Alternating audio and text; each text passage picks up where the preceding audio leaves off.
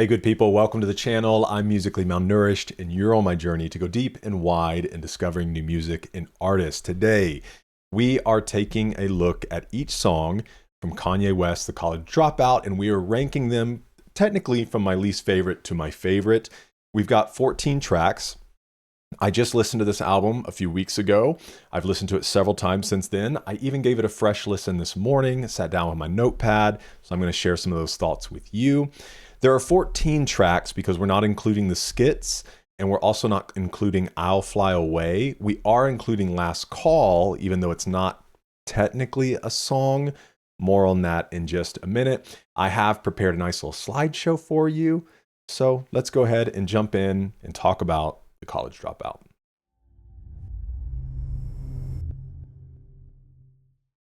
All right, here's the first thing I want to say about the album, and I think about Kanye's writing in general, lyrically, musically, is that every song, and I was reminded of this going through it, every song has a really strong narrative flow. Nothing is there without purpose. It's not just a showcase in rhyming for rhyming's sake. You know, he's not just putting a bunch of words together that like fit together.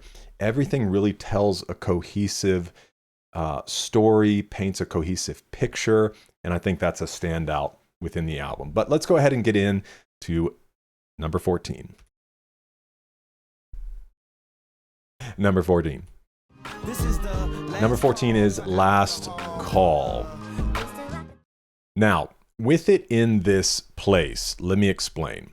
I love Last Call. I don't skip it anytime that it's on because I really love behind the scenes content. I like to hear about, you know, how people made certain moves and in the progression of the story and learning the lessons that people had and the connections that they made and all of those things. But I feel like Last Call, for the sake of this list, if we're not including the skits, I feel like Last Call is worth including, but I do feel like it's kind of a bookend to the album. It's almost separate from the song. So if I was really just placing it in how I love it, it would be really high up on the list. I just felt for the sake of this list, just to kind of put it here at the end, dote on it a little bit, tell you I love it, but it's just here at the end. Number 13 is The New Workout Plan. Now, for me, I really enjoyed The New Workout Plan. I think it's a lot of fun to listen to. I kind of danced my head off. It's got kind of funny skits all throughout it. You can see his goofy side really come out with it, as well as in the music video, and it is just a lot of fun. But man, I feel like when you stack it up with a lot of the other songs on this, the features on this, for me, it comes in at number 13. Number 12, I have School Spirit.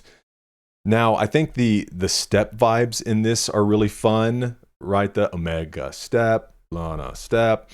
And then you see even more, again, a little bit of his goofy side with some of his lyrics. Oh, hecky naw. I just find that a really funny lyric. So again, I'm not going to repeat this over and over. All of these songs are good, but this is the hardest part. You know, you gotta create a list, and this is where it falls for me, is at number 12. At number 11, I have Breathe In, Breathe Out. Now, this one was really hard for me because I love Ludacris. Ludacris takes me back to 5th grade. It takes me back to playing Need for Speed Underground 2. I talked about that in the reaction. And Ludacris' style, his tone, his attitude is just chef's kiss. And so he has a highlight for me on this. I wish we could have got some verses from him, verses kind of looping back to the chorus. But for me, just kind of listening back through it, I feel like the rest of the track is a bit empty. You know, when you stack it up against some of the production value and the layering and the sampling that he has in other tracks, for me, it kind of just falls back a little bit.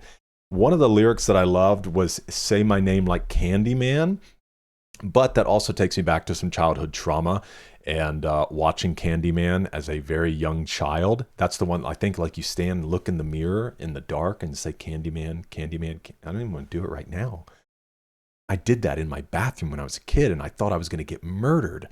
So for me, love the Ludacris feature, which we wish we got a little bit more, but I think the rest of the track is just kind of average. Number 10, I've got Get 'Em High. One thing I love about this track is it just has this real like street sound to it. That's just the picture and the imagery that comes in my mind when I hear it. There's very like blunt rapping in it. Is that what I said? Blunt rapping?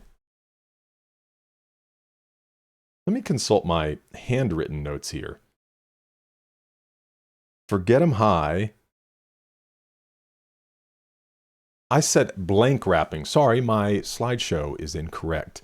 No, I said blank rapping. And what I meant by that is there are these really interesting parts where he drops the track out and continues rapping. And it just has this really great dynamic.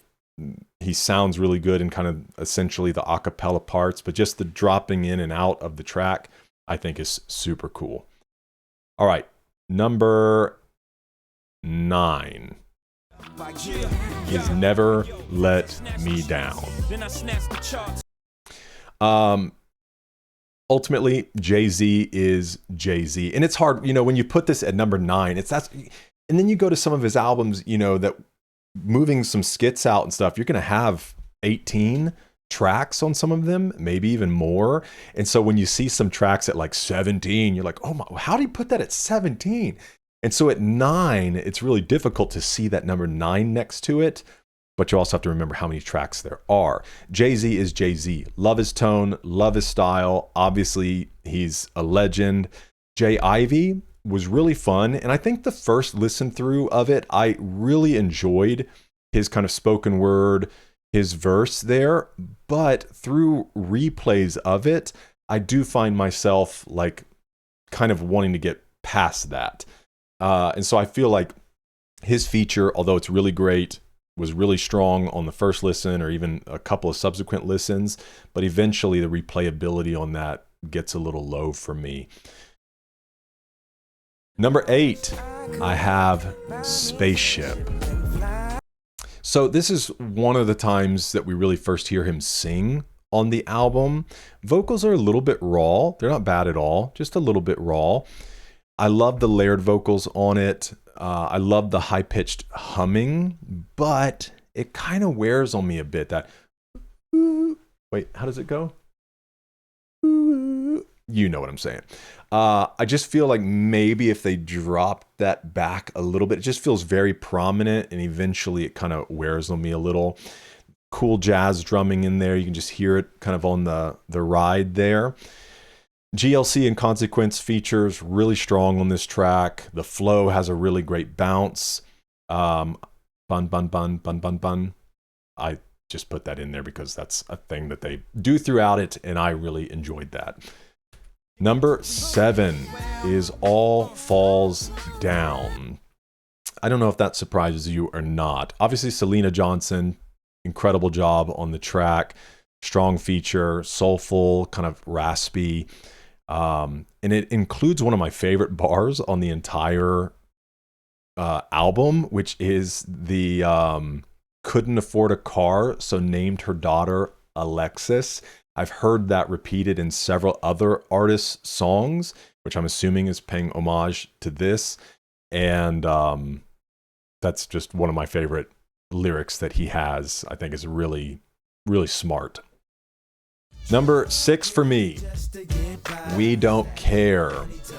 Obviously, the first song on the album after some of the opening skit. I think it sets things off right. I think it has masterful production. You've got horns and choir and backing vocals. It is a very like bright and happy, because that's the whole thing, right? The setup of it is like, give them something, give the kids something. And then he comes in and has a kids choir in there singing about drug dealing just to get by. I think the song is lyrically meaningful. It's kind of addressing these real issues, these real pressures that push people into morally gray areas, or just like not gray at all, just crime. But trying to also paint this picture of maybe the motivation behind it. And so I just find that really interesting. Number 5 for me, Through the Wire. Obviously a really strong track on the album. You kind of get the signature pitched up background lyrics going on in there, which if I'm recalling correctly, the sample they used or the feature that was on it for the background vocals, I can't remember her name, but is this the one that she was really unhappy with the result of it? I can't remember if that's the one or not. But obviously you kind of get this, rapping where it sounds like because of obviously the damage from his jaw and the way that it's being delivered, it just ties that story in really, really well. Obviously just a great story in and of itself, a very meaningful part for him because in the middle of, creating this album, this is supposed to be his moment. He has this life-threatening accident that has real consequences, to him, and wondering what's going to happen there, but then being in the hospital bed and having these lyrics, these song ideas come to you like while you're in that state. It's just very cool story, and I think a defining moment for him. Number 4, 2 Words. I love this track. Such a great feature with Mos Def. You get choir in there. One of my favorite samples in the entire album. And again, you get this real street feel, this hard, this attitude, and that kind of rapping I really connect with. Number 3, Family Business. Now, you can surmise by now what tracks are left, and I even kind of poke fun at what my ultimate one is because it is kind of based. And I really struggled here because for me, I don't know, Family Business could very easily take the top spot. The sample, the speaking that's in it, it grabs this energy of a family remembrance song, or, paying homage to your family, or talking about some of the difficult times and your love for your family. So it's a very meaningful song throughout. But I don't know, just the way that it's delivered musically, it makes you feel like you're heading to grandma's house, for Thanksgiving, or, a Sunday dinner or something like that. So absolutely love this one. Coming in at number 2, we have Slow Jams with Twista and Jamie Foxx. I love Jamie Foxx.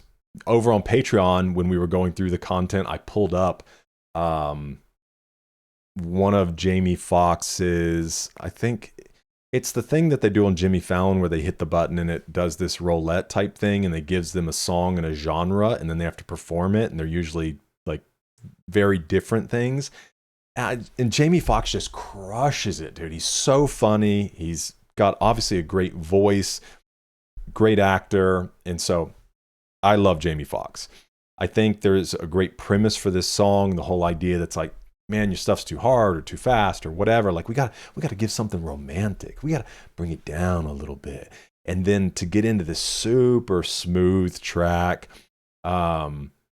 this R&B dip, this great change. By dip, I just mean within the album, you kind of get this dip into a different genre, and it's a great change up in the album, especially off the back of New Workout Plan. Like those are such different songs. And it's just a really cool flow to this one, and love it lyrically. So obviously that brings us to number 1, Jesus Walks. And like I said, based, maybe, but it crushes, dude. It has everything. And there's this really interesting like drum line snare rolls throughout it.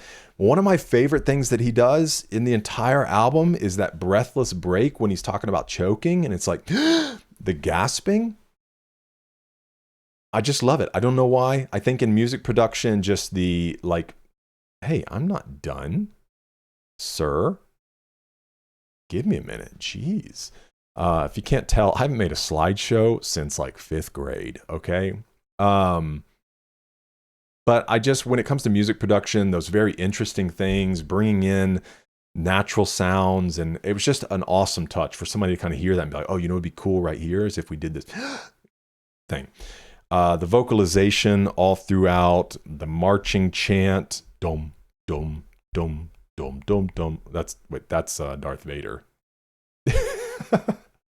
Dum dum dum dum da dum dum da dum. You didn't hear that in Jesus Walks? You guys know what I'm saying. But based opinion, because it is obviously one of his biggest songs, but I think it is a masterful song.